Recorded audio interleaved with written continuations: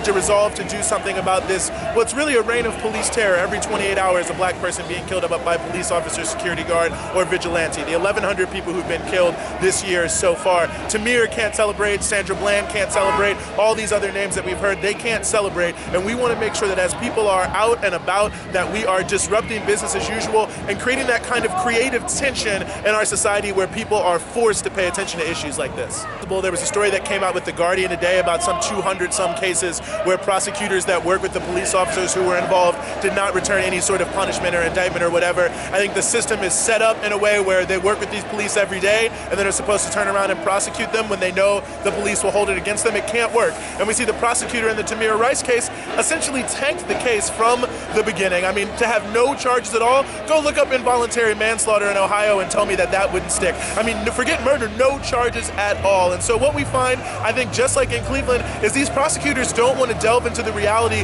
of police murders, police killings, police misconduct in a way that's going to name names, which is what happens in trials. They'd rather have Justice Department reports that talk about practices and hold no one accountable.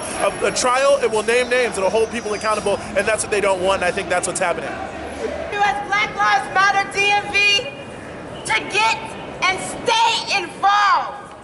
Yes! It's still not a movement. It will always be a movement. That's right. Right? All right. And in 2016, we're going to be all right. We're going to be all right because we said so. We're going to be all right. We're going to be all right. Yes.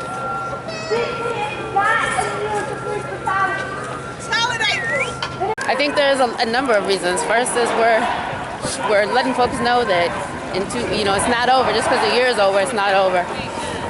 But also, with the non-indictments, we couldn't just sit at home and not do anything. And do you think that the posture of the movement is going to have to change to embrace the fact that prosecutors aren't moving to prosecute police that murder black and brown bodies? I think it's always been about that. I don't think that's really changed. I think what we're doing is seeing it in more forms so that we can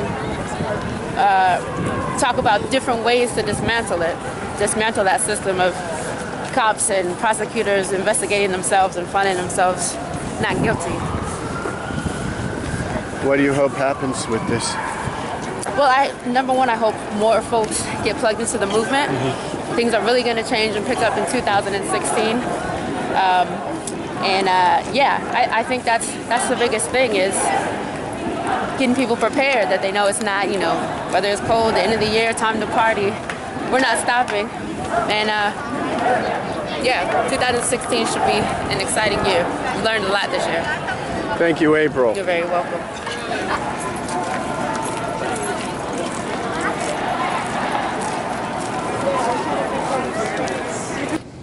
I pray that he will submit sufficient amount of evidence, which I know that he has, to indict the special police officers that murder my son. I understand that the grand jury, they deal with ex parte proceedings, meaning it's one-sided. There is no defense. So it's up to the prosecutor and the evidence that he submits to the grand jury that's going to determine if the special police officers are going to be indicted for the murder of my son. Again, there is sufficient amount of evidence that my son was killed.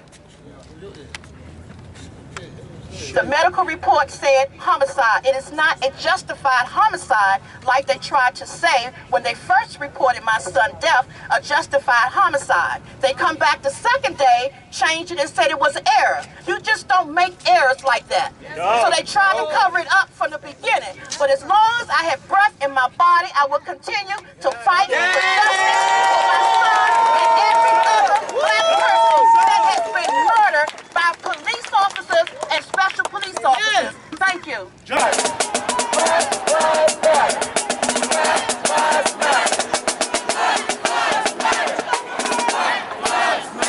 And we're here because it is unfathomable that in this country, Black people should not have to worry about police brutality, especially not a day away from the year 2016.